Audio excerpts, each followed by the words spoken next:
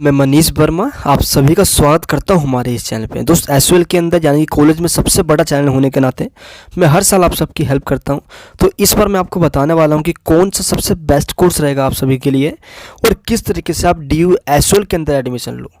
देखो यहाँ पे इग्नू और एसयूएल दो ऐसे ओपन कॉलेज हैं जो आपको कॉलेज करवाते हैं, लेकिन मैं कंपेयर करूँ तो यहाँ पे सबसे बेस्ट आप सभी के लिए एसयूएल रहने वाला है। मैं एसयूएल इसलिए कह रहा हूँ क्योंकि एसयूएल में आप कनेक्टिविटी सही से रहोगे, सिलेबस भी दोस्त यहाँ पे थोड़ा अच्छा है और इसकी स्टडी मटेरियल भी आपको कॉलेज के द्वारा मिल जाती है जो काफ़ी बेस्ट और काफ़ी ईजी भी होती है। हाँ, इग्नू में ये फ़ायदा होता है कि दोस्त वहाँ पे आपको असाइनमेंट वगैरह मिल जाता है, तो असाइनमेंट के आपके मार्क्स 20 मार्क्स जो होते हैं वो आपको अलग से मिल जाता है, तो उसका थोड़ा बेनिफिट होता है। बट दोनों ही बेस्ट हैं, लेकिन DU थोड़ा अपने एडमिनिस्ट्रेशन में थोड़ा बेस्ट है, इसलिए मैं DU यहाँ पे प्रेफर करता हूँ। चलिए दोस्त, अब हम बात करते हैं कि कौन सा बेस्ट कोर्स होगा आप सभी के लिए एंड किस तरीके से आप एसयूएल के अंदर एडमिशन लोगे। सबसे पहले हम जानते हैं कि एसयूएल के अंदर एडमिशन लेने के लिए क्या क्या क्राइटेरिया फॉलो करना पड़ेगा।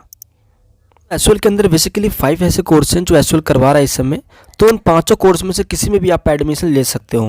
बट याद रहे एडमिशन प्रोसेस टोटली ऑनलाइन होता है, यानी कि आप पोर्टल पर जाके करोगे, अभी मैं आपको बताऊंगा। लेकिन जो 5 कोर्स है वो कौन कौन से, चलिए मैं आपको इसके बारे में पहले बताता हूँ। सबसे पहला है बीकॉम ऑनर्स। अगर आप बीकॉम ऑनर्स करना चाहते हो तो 55% आपकी क्लास 12th के अंदर होने चाहिए। ठीक है दोस्त, तो ये आपके कंपलसरी वाले हैं परसेंटेज है, तभी आप अप्लाई कर सकते हो। अगर हम BA प्रोग्राम लेना चाहते हो, BA प्रोग्राम के अंदर जो आपने क्लास 12th के अंदर पढ़ा है टोटल सब्जेक्ट, वो सभी सब्जेक्ट आपको यहाँ पे मिलेंगे। जैसे कि आप अगर ह्यूमैनिटीज़ से हो, आर्ट्स से हो, तो आपके पास हिस्ट्री होगा, पॉलिटिकल होगा, इंग्लिश होगा, हिंदी होगा। दोस्तों ये चारों तो आपको मिलेंगे ही मिलेंगे BA प्रोग्राम, अगर आप फर्स्ट ईयर के अंदर एडमिशन लेते हो किसमें, एसयूएल के अंदर। ठीक है, वैसे ही सेम अगर आप ऑनर्स में, तो ऑनर्स में तो पता है आपको ये पर्टिकुलर एक सब्जेक्ट चूज़ करना होता है, तो ये BA की बात हो गई। एंड बीकॉम प्रोग्राम के अंदर सेम 12th वाले सब्जेक्ट आपको मिलने वाले होते हैं। परसेंटेज का वही मायने होता है यहाँ पे, 40% आपकी क्लास 12th के अंदर होना चाहिए एग्रीगेट, यानी कि टोटल परसेंटेज आपके होने चाहिए। और सेम BA प्रोग्राम लेने के लिए आपके पास 40% होने चाहिए। अगर मैं बात करूँ यहाँ पे BA ऑनर्स की, जहाँ पे आप political science honours, English honours ले सकते हो। एसयूएल के अंदर सिर्फ यही 2 कोर्सेज अवेलेबल हैं ऑनर्स के लिए, जिसमें आपको स्पेशल यही कोर्स प्रोवाइड किए जाते हैं। जैसे इंग्लिश ले रहे हो तो आपको जो आपका 12th क्लास है उसमें आपके 70% एग्रीगेट होने चाहिए, बट इंग्लिश के अंदर याद रहे आपके 60% से अबव हो मिनिमम, है ना, तब यहाँ पे आपको एडमिशन मिल जाएगा। एंड पॉलिटिकल साइंस अगर आप ऑनर्स ले रहे हो तो आपके क्लास 12th के अंदर 50% मार्क्स होने चाहिए, जिसके अंदर 1 लैंग्वेज इंक्लूड हो। तो ये बात हो गई। अब इन कोर्सेज़ के अंदर सबसे बड़ी बात ये होती है कि हम कौन सा कोर्स लें। देखो, अगर आप ह्यूमैनिटीज़ से हो तो एक बात मैं आपको कहूँगा, आप प्रोग्राम और ऑनर्स 2 कोर्सेज यहाँ पे अवेलेबल है। प्रोग्राम में आप क्लास 12th के सभी सब्जेक्ट पढ़ोगे। ऑनर्स में अगर आप पॉलिटिकल साइंस ऑनर्स लेते हो तो सिर्फ और सिर्फ पॉलिटिकल साइंस के लगभग 5 किताबें होगी, आप वो पढ़ोगे। यानी कि 2 किताबें तो मेन होती है, प्लस 1-2 किताबें आपको एडिशनल में, और 1 किताबें आपको दोस्त AAC स्किल डेवलपमेंट के अकॉर्डिंग मिलती है।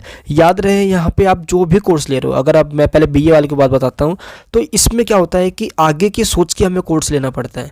जैसे कि दोस्त मैंने BA political science honours class 12th में पास होने के बाद ग्रेजुएशन में ये लिया, बट मैंने दोस्तों रेगुलर कॉलेज किया था, तो मैंने ये सोचा कि मेरा विजन क्लियर था। देखो, मेरे को UPSC की प्रिपरेशन करनी थी, तो मेरा मोस्टली सिलेबस कवर होता था BA पॉलिटिकल साइंस ऑनर्स से।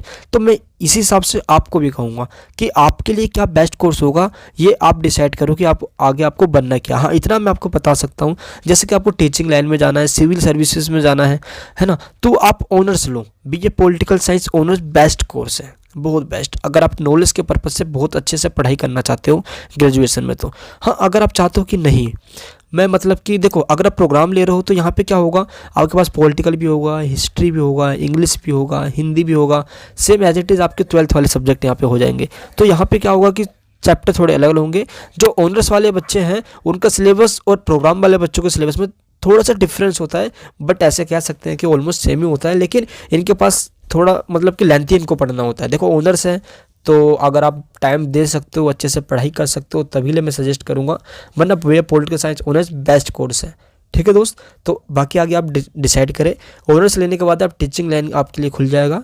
ठीक है, आगे आप सिविल सर्विस में, ऐसा नहीं है कि आप प्रोग्राम लेने के बाद सिविल सर्विस में नहीं जा सकते, जा सकते हो, लेकिन एक बात होती है पर्पस नॉलेज की, जहाँ पे अच्छे खासे आप BA पॉलिटिकल साइंस ऑनर्स लेके स्कोर कर सकते हो, मार्क्स भी प्लस नॉलेज भी।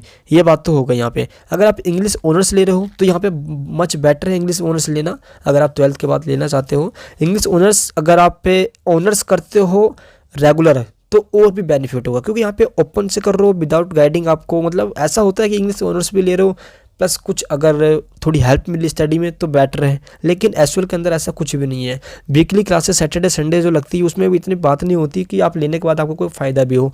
मैं यही सजेस्ट करूँगा, अगर रेगुलर में आ रहा है तो मच बेटर, अगर आप ओपन से कर रहे हो तो अपनी पढ़ाई जारी रखें, कम पढ़े बट रोज़ पढ़े, ठीक है, इंग्लिश ऑनर्स लेने के बाद। हाँ, तो प्रोग्राम और ऑनर्स की बात हो गई। अगर आप एवरेज में चाहते हो कि नहीं मैं 4 सब्जेक्ट पढ़ना चाहता हूँ, history political and Hindi English, तो आप प्रोग्राम ले लो। अगर चाहते हो कि नहीं मैं पॉलिटिकल साइंस में मेरा इंटरेस्ट है, मैं आगे इसको कंटिन्यू करना चाहती हूँ या चाहता हूँ, तो आप ऑनर्स ले लो। और दोस्त मेरे हिसाब से भी ये पॉलिटिकल साइंस ऑनर्स भी बेस्ट कोर्स रहेगा। एंड बीकॉम ऑनर्स और बीकॉम प्रोग्राम में ये आप पे ही डिपेंड करता है दोस्त, आप क्या लेना चाहते हो।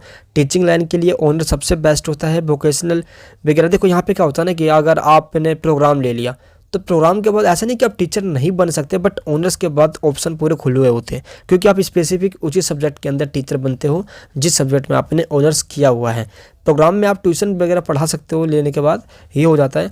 बाकी अगर सिविल सर्विस की तैयारी अगर आपको भी करनी है आगे चल के, तो किसी भी कॉम्पिटिशन एग्जाम की तैयारी करनी है तो मच बेटर है आप प्रोग्राम भी ले सकते हो और ऑनर्स भी ले सकते हो। बात रहती है स्टडी करने की, लेने के बाद आपको पढ़ना भी है, बनना आपकी बैक ना आ जाए, ये हमेशा ध्यान रखें।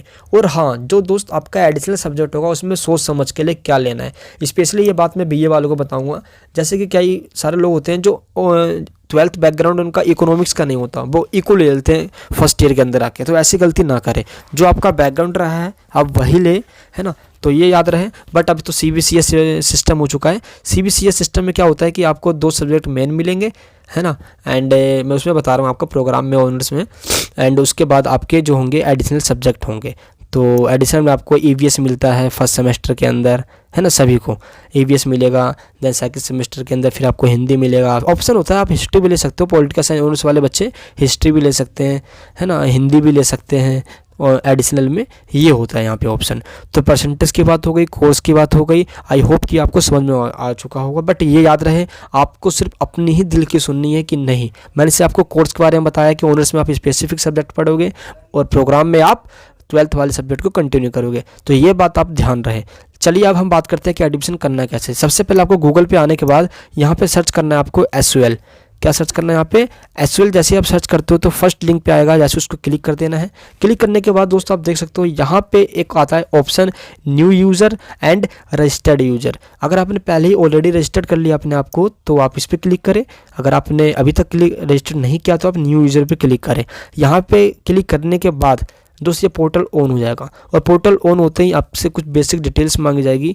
उस बेसिक डिटेल्स में रजिस्टर करने के बाद आप एसयूएल के अंदर रजिस्टर्ड हो जाओगे, और सारी डिटेल्स आप जब फिलअप कर दोगे तो आपके पास पेमेंट का ऑप्शन आएगा सब्जेक्ट चूज़ करने के बाद। देन पेमेंट करते ही आपका आई कार्ड, एसयूएल का I card and free receipt आ जाएगा। जब फ्री रिसिप्ट और आई कार्ड वगैरह आप सबके पास आ जाए, यानी डाउनलोड हो जाए, तो आपको उसको ले के जाना होगा नॉर्थ कैंपस या साउथ कैंपस, जो भी आपने सेलेक्ट किया होगा, और उसके बाद आपको बुक्स कलेक्ट करनी होगी। बट याद रहे, पेमेंट करने के बाद अगर फ्री रिसिप्ट ना आया तो एंग्जाइटी नहीं होना, आपको कुछ देर आपको वेट करना होगा और अपने आप ही वो दोस्त ऑटोमेटिक जनरेट हो जाता है। चलिए मैं आपको बताता हूँ कि इसमें आपको क्या क्या फिल करना होगा। एडमिशन के लिए आपके पास बेसिक डिटेल चाहिए, आपकी एक ईमेल आईडी होनी चाहिए आपके पास। एक आपके पास जो ईमेल आईडी है आपको यहाँ पे वो फिल करनी है, और उसी को सेम एज इट इज़ फिर से कंफर्म करके फिल करनी है।